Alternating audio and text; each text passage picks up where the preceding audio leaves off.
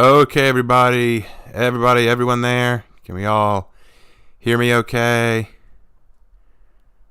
And everyone hear me okay? I want to make sure I've got an audio live check here. Make sure that my audio is coming in good. Excellent. Give a few more people time to get on because I know that we've just started and I want to give you all enough time. So my update video came out this morning, and I said that I might make a video about this topic at some point, like a stream about it, another Rainbow Six Cringe episode. And I wasn't going to do it tonight, but I decided, okay, let me actually read up on the bio for this new character. And I read the bio, and I just thought to myself, oh my gosh, it got worse. It got worse, and you'll see what I mean when we get there. You'll see what I mean when I get there, but. Oh, it's gotten so bad. Like Rainbow, I know what some of you are probably thinking. Some of you are probably thinking, Raven, buddy, why do you care so much about Rainbow Six Siege lore? The lore doesn't interest anybody. It's all about the gameplay. Here's the thing: the developers think we care. The developers really want us to care. That's the problem here. Now. What's the best way to say this?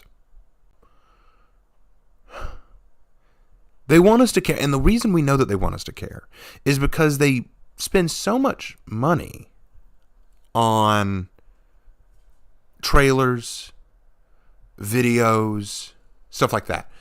And it doesn't have anything to do with the gameplay.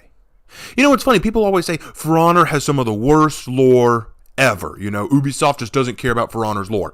But at least with For Honor, the cosmetics, the effects, some new game mode events, some battle passes, they can all connect to the lore as it's going through. So if For Honor says we're going to do a new Horkos and Chimera battle, we're going to release things and events and items that go along with this lore. With Rainbow Six Siege, they release new lore, nothing changes. Literally nothing changes, which blows my mind.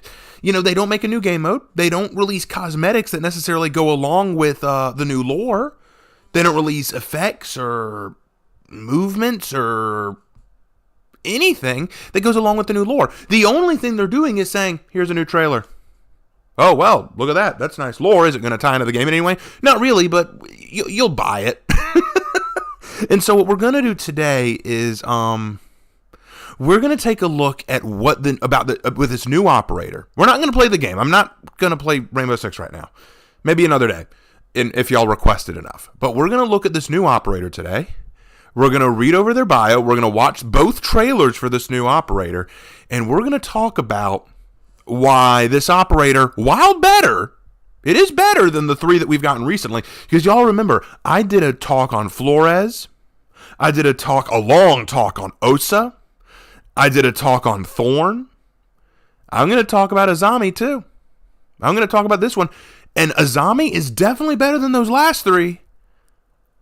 But oh boy, is this going to be bad. Okay, so I've given you all enough time. We got some. Oh, Slanderous is here. Hey, Slanderous. Slanderous, just so you know, thank you so much. For those of you guys who don't know, Slanderous released a video today where he did a tier list of the For Honor YouTubers, and I got a special mention there. I got to be added to the tier list. I did not know that was happening. I had no way of knowing, but when I saw that I was there, I thought to myself, there is no way I'm going to be anywhere good on this tier list. I'm probably going to be C at best, C plus at best. And then when it got to me, I hear Eskimo just say, this guy's a genius. And I'm like, what? I did not know. Wonderwall. Oh, you mean the song? Hey, Lark, they want me to sing Wonderwall. Are you scared? I am too.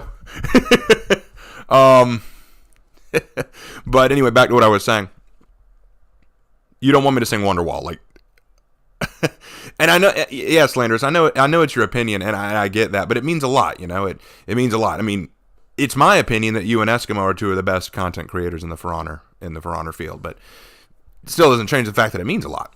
But in any case, that's not what we're here to talk about. All right, so here we go.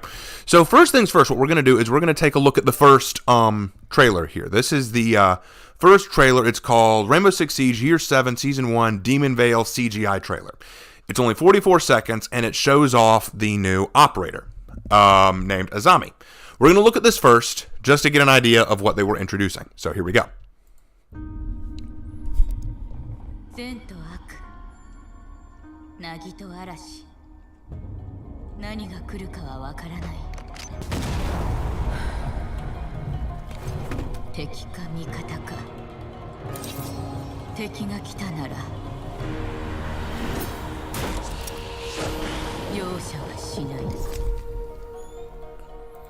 Okay, so like I said, real short, real simple. So what did we see?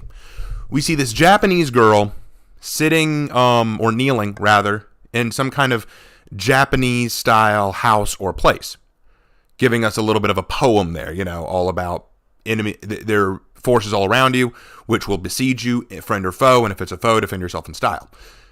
Her big thing, though, is she's carrying these kunai knives. Now, for those of you who are familiar with Japanese weaponry, you know that a kunai knife is not a throwing knife. Anime will tell you different. Ninja pop culture will tell you different.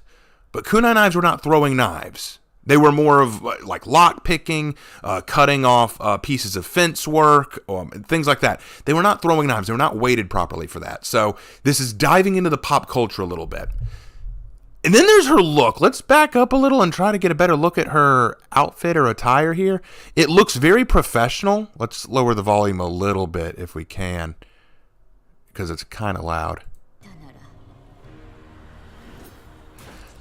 So when I first saw this outfit, I thought maybe she's Yakuza.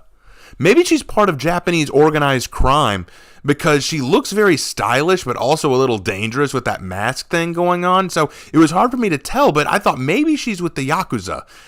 And I wasn't too terribly far off. But so you've seen the CGI trailer. You've got a little introduction to Azami, but that's not all. We now have an anime trailer. Rainbow Six Siege, The Story of Azami. I'm going to show you this, and we'll stop it every now and then to talk about it, but know that this is where things get kind of interesting. Y'all following me so far? Let me make sure. Y'all follow me? Okay. All right. Good. We're still on the same page. All right. Here we go. Let's go.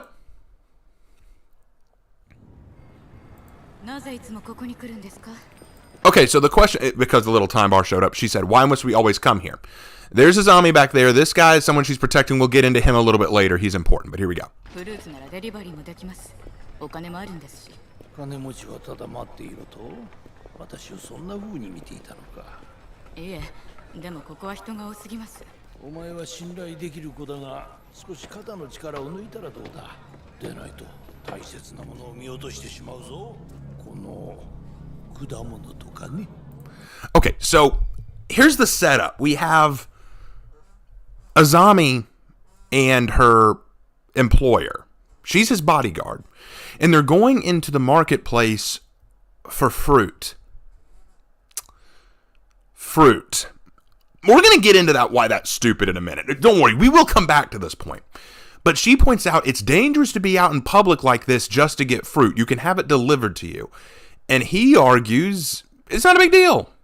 You've got to learn to let down your guard a little bit. Don't lose your faith in the world, you know? You'll miss out on all the good things about life. And I actually kind of like that. I actually think that's really cool that you're telling that to a bodyguard, because it is kind of a contrast.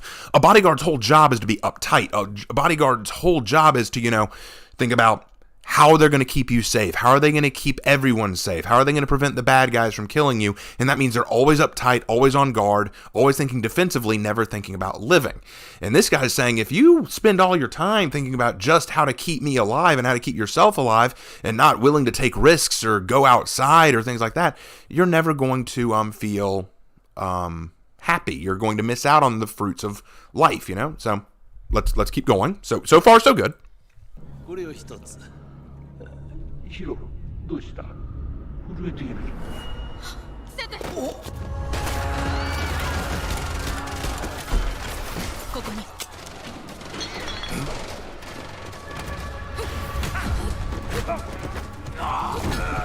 Ow. Actually, the funny thing is, I don't have a lot to say bad about her martial skills here. The martial arts movements are actually pretty solid, for the most part. There's one moment that we will talk about, but for now, so basic block of his arm, and then a straight punch into his chest. I don't know why that would knock him over, but okay. Then she elbows him in the throat. That would actually work really well.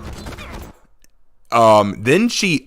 Actually, that's not a bad deflection. She has grabbed his wrist and forced the knife away and is going to bring her other hand behind it. Yep, threw off his leverage and threw him to the ground. I would follow that up once he hits the ground with a punch to the face or a kick to the groin. Or an arm lock. Okay, well, to each their own. Okay. I wouldn't have done the arm lock only because if he decided to twist or try to get back up, he could potentially aim for her nether regions, but that's beside the point. In any case, so then he has a gun on her. I don't like the fact that she can somehow just dodge bullets, but that's beside the point. This is fiction, whatever. So she kicks out the support, and it's going to crash on him. Then she grabs a cleaver. This is where things get kind of dumb. Again, why is she dodging bullets? Like, this is... I know this is anime, but we're trying to be a little realistic here. She should be going for cover. And you want to know the one thing she's not grabbing that she probably should as a bodyguard? A gun. She should probably be pulling out her sidearm. Oh, boy. Anyway, so then she takes this cleaver and guts him. Then she blocks this guy's knife, punches him in the gut. Okay, this right here is dumb as hell.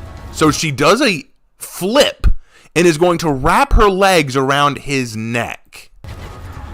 Then, while twisting, throw the cleaver into this guy's head while still holding this dude's throat. Yeah, okay, first of all, cleavers can't be thrown like that, not properly weighted. And even if you did throw it, the odds of it sinking into the head and actually killing you are minimal because it would more likely bounce off because the handle hit the head more likely, but that's beside the point. After that, brings him to the ground, and he's just somehow done. She didn't crush his throat. She didn't do a finishing blow. She just wrapped her thighs around his neck and then brought him down.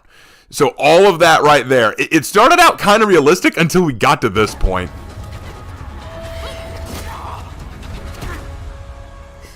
So I'm not gonna lie, I thought that was really stupid. But moving on.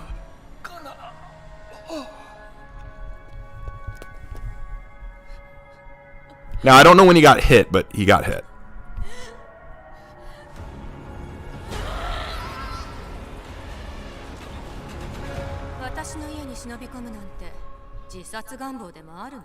Okay, for those who can't tell, this right here, that's Hibana.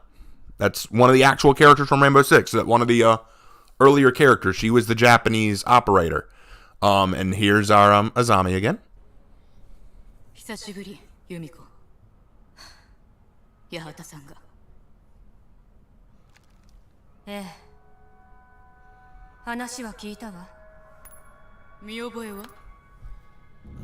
Okay. This is her evidence. QCR. You won't understand why that's important now, but this right here is the crux of my entire issue with this plot point. This right here is the centerpiece of my entire issue. You're probably thinking, what could one shell casing possibly give you an aneurysm? Brace yourself.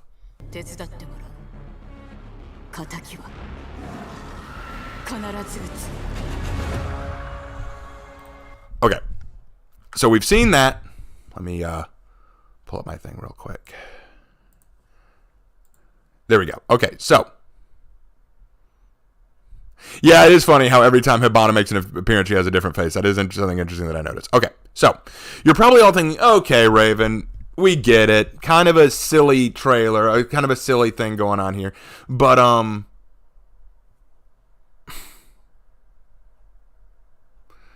this shell casing, the shell casing that they found, it actually does so much harm to everything that they've been building up recently. All right, here we go. So what we're going to do is we're going to read from the bio of Azami. Okay, her full name is Kana Fujiwara. It's fine. Here's the biography. Ready? Here we go. Raised in Kyoto City, Fujiwara blurs the lines between the ultra-modern and the traditional. Boxed in by the rigid rules of her household, she found outlets for self-expression through fashion and physical combat. Her focus and determination allowed Fujiwara to progress quickly through the ranks of Aikido. This aptitude, as well as her dedication to study of languages, served her well when she moved to Tokyo to study at the Metropolitan Police Academy. I find it funny that it says here that she wanted to study other languages, and yet in both trailers she only speaks Japanese. I think that's kind of funny, but regardless. While working as a motorcycle officer, Azami gained her 3rd dan in Jiu-Jitsu and her 5th dan in Aikido, earning her a spot in the Security Police Division of the IMPD. It was at this time she became acquainted with Yumiko Hibana Imagawa, explaining that connection. Fujiwara later fell out with her sensei after failing to achieve the serenity necessary to progress. This part right here I take issue with, because I'm not going to say that this character is a Mary Sue, like some of the others we've seen before, like Thorn and Osa and all these others. But what I am going to say is that this is typical of a Mary Sue. The idea of she failed to achieve the serenity necessary. How many of you guys have ever heard, you need to learn to control your emotions? That's essentially what this is. Like, kind of like that Captain Marvel thing. You need to learn to control your emotions. You're too emotional. That's what it is. Like, you need to learn to control your emotions, and I hate that. But anyway, after facing suspension due to multiple violent outbursts in the line of duty, she subsequently chose to join the private sector as a bodyguard. Fujiwara worked exclusively for Masayuki Yahara in Fukuoka as his personal bodyguard. Now, who is Masayuki Yahara? Let's do some research. Masayuki Yahara was the founder and CEO of Yahata Data Security, a Japanese tech company based in Fukuoka that specialized in the protection of computer systems and networks. While his company made him a billionaire, it consequently placed a target on his back by criminal organizations. This led Yahata to hire Kana Fujiwara, aka Azami, as his personal bodyguard. The pair went on to become close, which was uncharacteristic for Fujiwara's professionalism when it came to her job. Okay, so just to recap, we've got Kana Fujiwara, aka Azami, who is this guy's bodyguard, Yahata. Who is Yahata? He is the CEO of a data security company that specializes in protecting computer systems and networks. Criminal organizations and terrorist organizations want this guy down or dead or used as a hostage. He's dangerous to criminal organizations, right? Okay. Moving on. In early 2022, Yahata and Fujiwara made a routine visit to a street market in Yahata in Yahata, typo here, a routine visit to a street market in Yahata, no, you mean Fukuoka, in search of fruit. Fujiwara protested the trip as they walked, reminding him that he could just have had it delivered to him as well as the potential security threat it posed. Yahata brushed her comment off, stating that he would rather do it himself and that she should have more faith in the world, lest she miss out on what it has to offer. Fujiwara's assumptions proved correct, however, as several men disguised throughout the market started firing at them. Fujiwara pushed Yahata down behind a stand and dealt with the assassins. Unfortunately, a stray bullet fatally struck Yahata in the chest during the attack. With his dying breath, Yahata called out Fujiwara's name as she cried out in anguish. Here we go, guys. Yahata's death had a profound effect on Fujiwara. She took on the name Azami, refusing to use her real name again until she got revenge for Yahata and reclaimed her honor. She later broke into Hibana's house and asked for her help in finding those who were responsible for Yahata's death.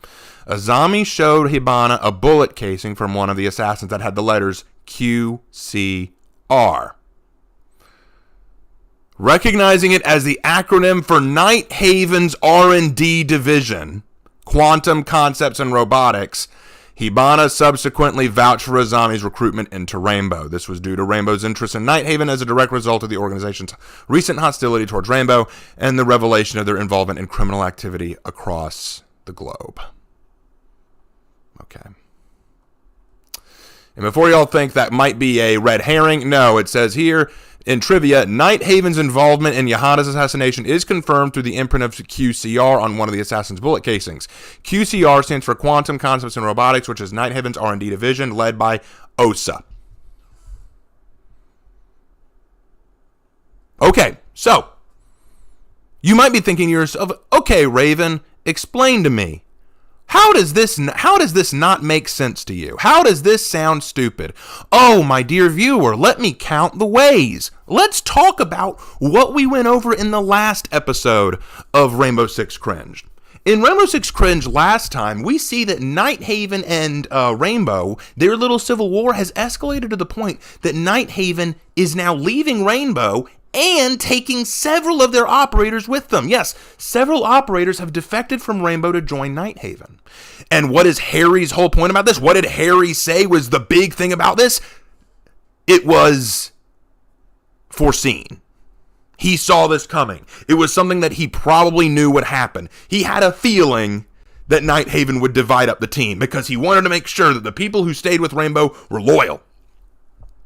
And then he says, I do hope that our former allies and Nighthaven choose to follow the straight and narrow path for their own sake. In other words, I hope that they don't get involved in anything illegal or evil because then we'll have to go after them.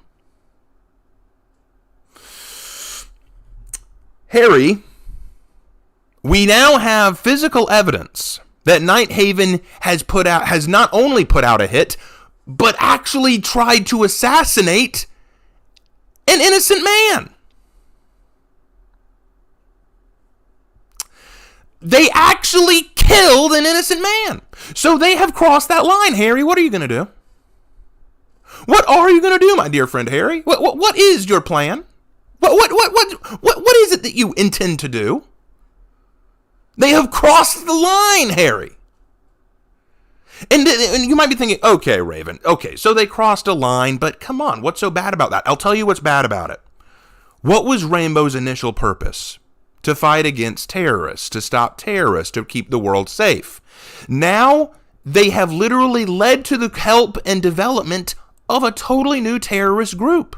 Nighthaven has gone from a mercenary band to a criminal terrorist organization who either runs terrorist operations themselves, if these assassins actually work for Nighthaven, or fund them, because there are only three ways that bullet got into the hands of those killers. Either one, they work directly for Nighthaven, which is stupid because we've received bio information that Kali handpicks her subordinates and handpicks her employees.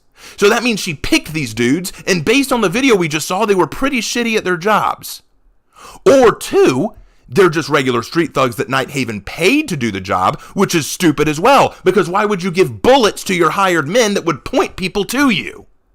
Or three, these are just random goons who have no connection to Nighthaven, but they somehow got hold of Nighthaven weaponry, which is even more stupid because that means Osa, the perfect god-tier transgender, somehow let her bullets slip out of her hands and into the hands of illegal people, into the hands of illegal gun owners, or into the hands of criminals.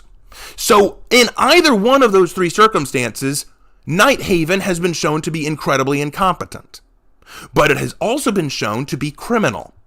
So now, these former Rainbow Six members who have joined Nighthaven are now, by association, criminals. They are now terrorists. They've become the very thing they swore to stand against. Now, I know what some of you might be thinking, but Raven, doesn't that create more story drama? You know what? It would.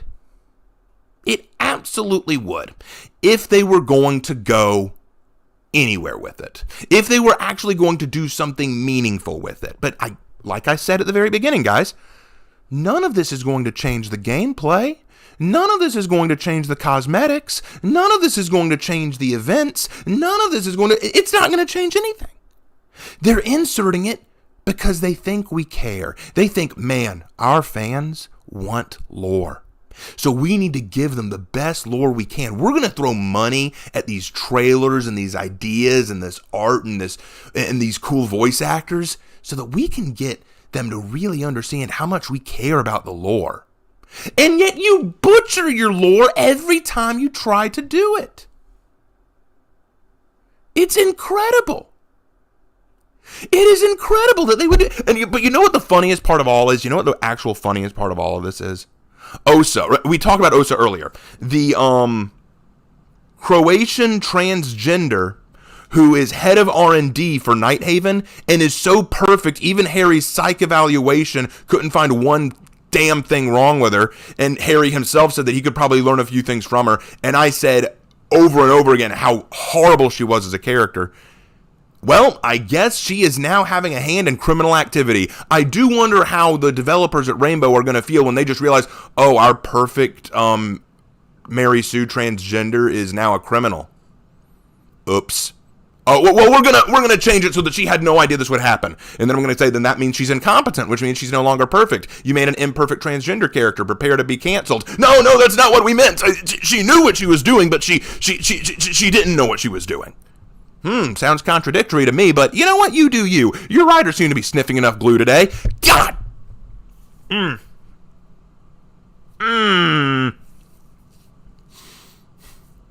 Okay. Calming down. So, where does it go from here? Okay, so if we go back to Azami's thing here, we can look at the psychological report. We'll look at that in just a second. But what I really want to touch on here, just for a second, Azami herself, spoiler alert, isn't that bad. She's not as great as some characters in the game that came before, but she's definitely better than what we've had before. So her character itself doesn't bother me. It is what her story has done to the overall lore. If you want to make good lore for Rainbow Six Siege, let me tell you what you do. You establish an outside threat. A threat that is competent and dangerous that the Rainbow Six team really has to work to overcome. That's kind of why I like this new spin-off game, Rainbow Six Siege Extraction, or Rainbow Six Extraction, because it's a new outlying threat that the Rainbow Six team have to now face. But no, what you've done is you created a new group called Nighthaven, made them join the game, made them join the overall roster, now made them the enemy, the actual bad guys, and I think that's horribly done. And let me tell you why it's horribly done. Here's why it's horribly done. Ready? Okay. I was actually willing to accept the Nighthaven versus Rainbow Six Siege kind of Civil War thing because kind of like Captain America Civil War, I understood both sides of the argument. Captain America makes the argument that we shouldn't be tied down by regulations and government interference. Heroes should be able to go where the problems are and save them without people throwing up red tape. Whereas Iron Man makes the argument, no, as heroes with all this power, we need some kind of accountability. Both sides have their points. Whether you agree or disagree with them, you understand both sides, and you can have a discussion. You can have a discussion about which one is the right decision. And with Kali and Ash, where the Civil War started, you could argue both sides. Ash is a rule follower. She believes that the morality of the team is paramount. You show your morality by following the rules, following the regulations, and doing what you're supposed to do. Not following the rules is a sign that you don't care about what you're doing and don't care about collateral. Kali argues, no. We at Nighthaven believe that victory is the most important thing. You have to get the win. You have to complete the mission no matter what. And if someone gets hurt or killed in the process that shouldn't, well, that's collateral and we'll pay for the funeral. Essentially, it's about winning at any cost. And you know what?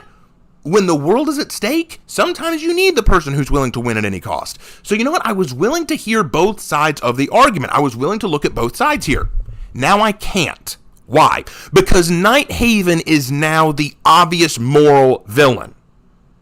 This is no longer a question of, okay, which one had the better ideas for, completing the mission, which one is, actually doing the right thing, which one is making the correct decision in terms of being a counter-terrorist organization. No, because now Nighthaven is literally a criminal terrorist organization. I can no longer look at the two and say, you both make good points. I can no longer make that when I look at Ash and go, you made a good point. Nighthaven, what do you have to offer? Oh, you're killing civilians in the street. Well, nope, I actually can't listen to you anymore. I can't actually take any of what you say or do seriously. You know what I think would have been hilarious? What if Kali had been the one there to kill that guy? What if Kali had been the one to snipe that guy? Yahara? What if she'd done it? What if we got a one-on-one fight between Azami and Kali? Wouldn't that have been far more interesting? But no, we didn't, because apparently Kali is too much of a coward to actually go and do her own dirty work. So much for winning the game for you, princess. And I know some people are going to say, no, dude, this is probably just a red herring. It's going to be revealed later that Nighthaven actually wasn't behind this. They're being framed. I don't believe that for a second. For two reasons. Number one, that's assuming the developers have enough common sense to actually do something that risky and that creative. And two, we haven't seen any evidence of a third party involved here. Okay, I need a drink. Hold on.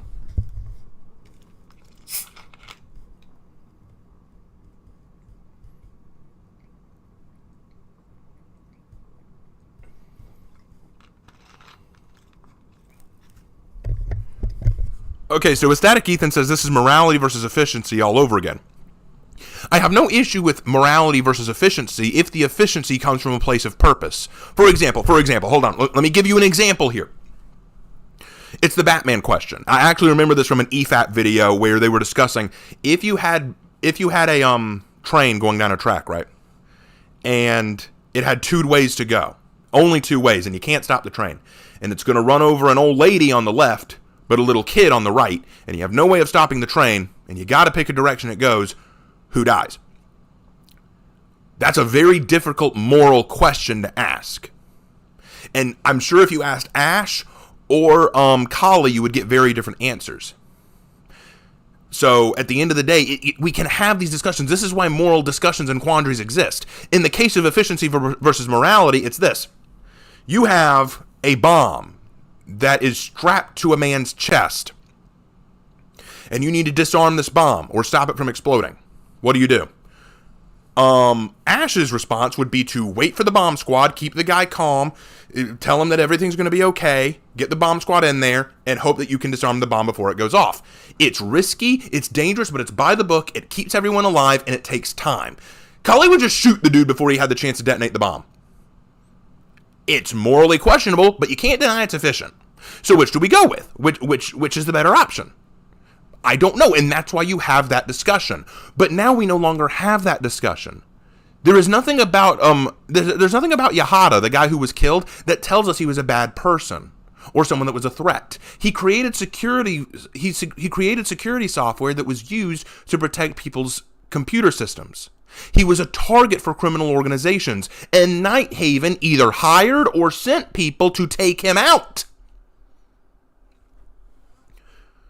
Either they're playing 3D chess here, either they're playing 4D to 5D chess here, or they're just completely stupid. I'm willing to go with completely stupid. Anyway, we'll come back to this. Let's go on to the psychological report for Azami. Okay. According to Harry's psych report, there is a mystery hidden behind Specialist Kana Azami Fujiwara's mask. Her demure charm can be disarming, making her the perfect companion for business and social meetings. However, when her employer is threatened, the mask comes off, which leads me to believe I should be cautious in my attempts to peer behind it.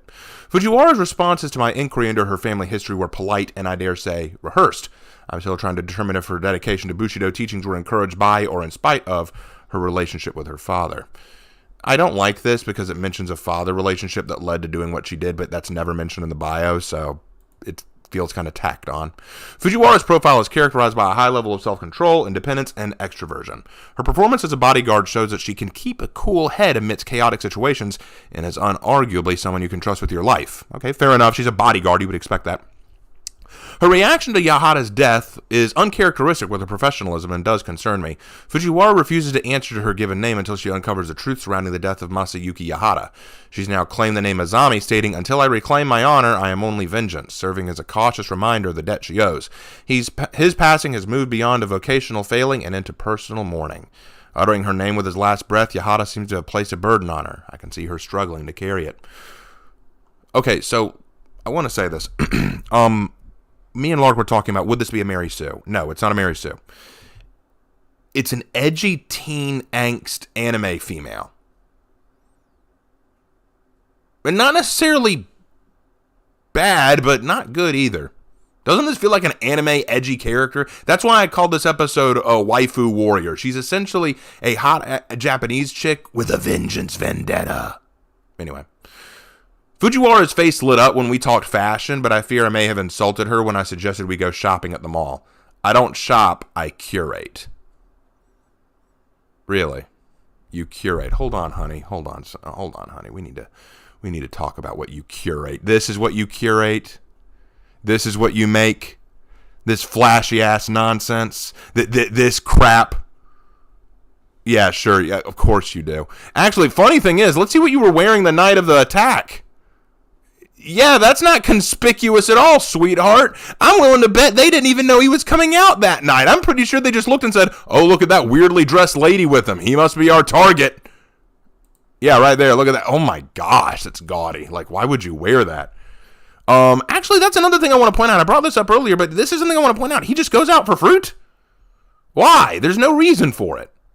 Unless he just wants to go for a walk, or he knew the guy who runs the fruit stand, or he likes to go outside to eat his fruit. They never explain why this is important, which I think is a really bad opportunity. It's a missed opportunity, because you could have gone into something interesting there. It could be that he had a family relationship here. He had a close friend who worked here. There are lots of ways you could have made this work. What if it was a part of his routine of going to work every day and they ambushed him on his way to work? It doesn't make sense that he would just randomly want to go out and buy fruit here and the assassins would know to get him here. It feels forced. This is bad writing. Okay, sorry. I'm over it. Go on. Moving on. Back to what I was saying. Her wardrobe is obsessively meticulous, each item chosen for its form as well as its function. I will say her bold fashion sense distracts the eye while hiding a myriad of weapons. Oh, so that's your excuse. It's her fashion is so horrible it distracts you while she hides her weapons. Yeah, that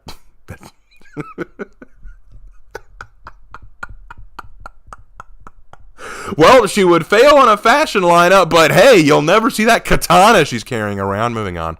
I will say her bold fashion sense distracts the eye while hiding a myriad of weapons, the most dangerous of all being her wrath. Oh, screw you! You are an edgy anime waifu. The most dangerous of all of her weapons is her wrath. Yes, her wrath served her so well in protecting Yahara. This is so edgy.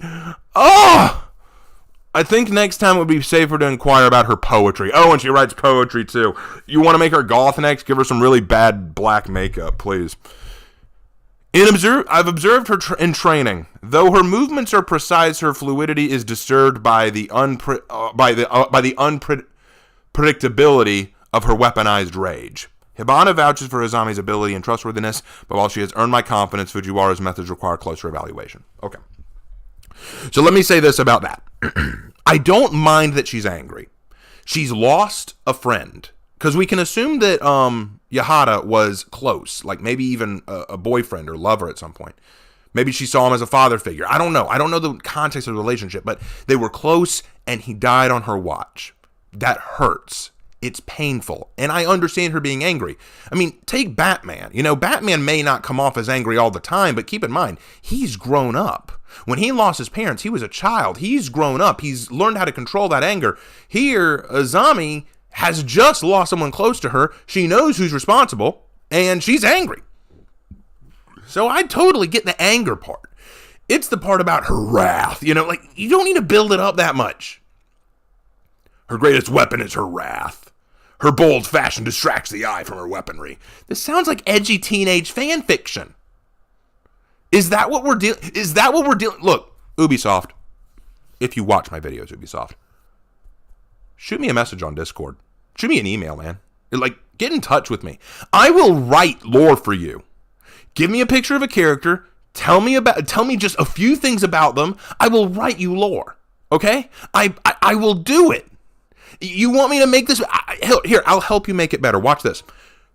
Watch this. Change her outfit. Make it look professional. Make it so that she has family tied to the Yakuza, which explains why she went into the bodyguard position. Why she has issues with her father, because her father wouldn't approve of her becoming a police officer. Why she actually cared about Yahara, because he became like a father figure to her, because her actual father cast her out. Already, with just that, I've already made better lore for you. You don't need the edginess. You don't need the edgy, her greatest weapon of all is her wrath. What if her greatest weapon is her sex appeal? No, hear me out. Want to know one kind of assassin that actually would be scary? An assassin that you are head over heels in love with. You know, it's this idea of, what if you met this girl who was totally smoking hot, like totally beautiful, and she kind of played hard to get with you, was kind of sweet on you. Then one day she invites you out for drinks. And then when you go out to drink with her, suddenly she gives you a drink that tastes a little funny and you pass out and she does what she wants with you. She tosses your body into the river. You're dead. She played you. Never had to get physical, never had to get deadly, never had to show off cool martial arts moves, but she took you out because you never saw it coming. Azami here, her best weapon is her wrath. Well, tell me, how'd that wrath work when you were fighting those thugs? Seemed like you could have done a lot better with a freaking handgun. And yes, I know in Japan, guns, you can't own a gun, but though it didn't stop those guys. Couldn't you have carried around your kunai?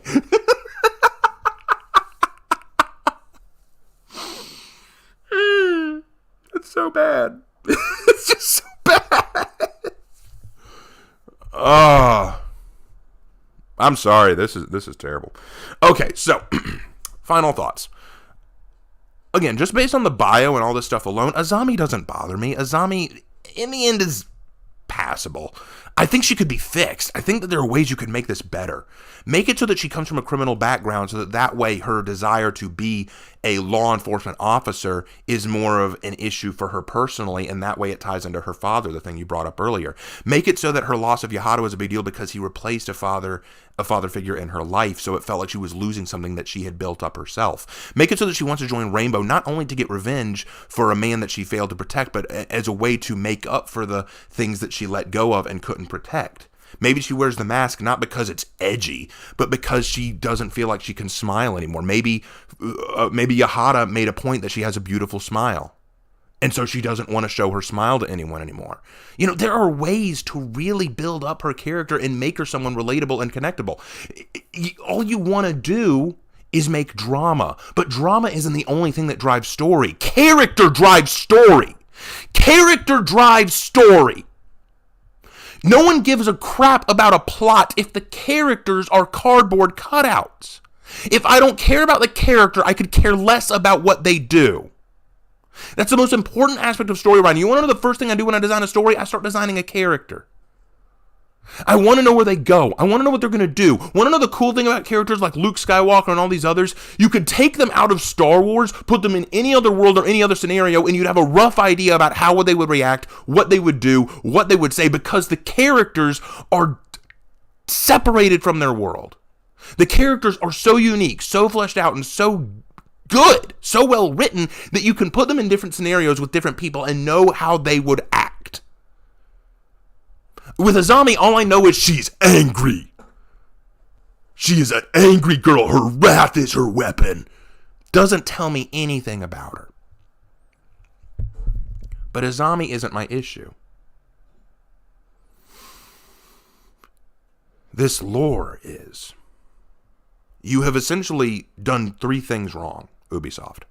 You've made Night Haven, which you wanted to build up as a rival to Rainbow Six, look absolutely incompetent by literally leaving shell casings that give people a clue as to who left them. What mercenary group or assassin's organization would ever leave such easy evidence to lead back to them? It wasn't even a gun casing comparison. It was literally etched into the back. My only hope is that this was some kind of trick or some kind of thing that Osa or Kali deliberately left to try to throw Rainbow off or to try to distract them somehow, or I don't know. I don't know what your plan was, but that was really, really dumb. Second, you've now officially made them criminals. You've made Night Haven criminals, throwing out any of the moral quandary or moral questions that we had to ask. And the third and biggest problem, this is the big one. Ready for this? Okay, here's the thing. What will this change about the game? Nothing. No one's going to care. Think about it for a second.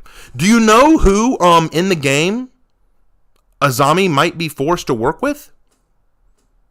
Ella. Or Wamai. Or Smoke.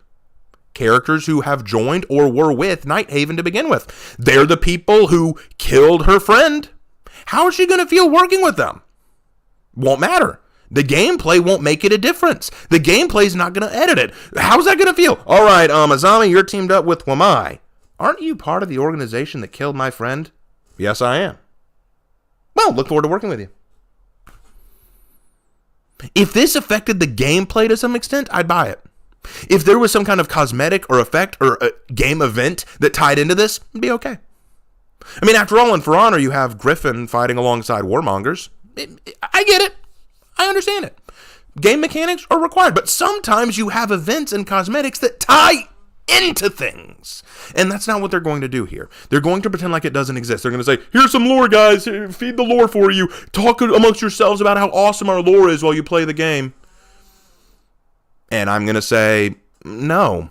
I actually feel less drive to play your game, because when I get on and I choose to play Azami, I'm going to think of myself as Azami and think, what decisions would Azami make? What brings Azami here? Why does Azami wake up every day to do this for Rainbow? I'll tell you why. Because she thinks that Rainbow's going to help her get revenge against Nighthaven for what they did.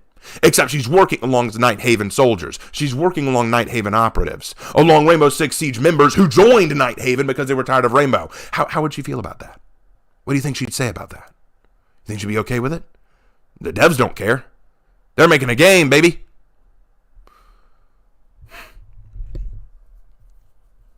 Anyway, let's calm down a little. Backtrack a bit.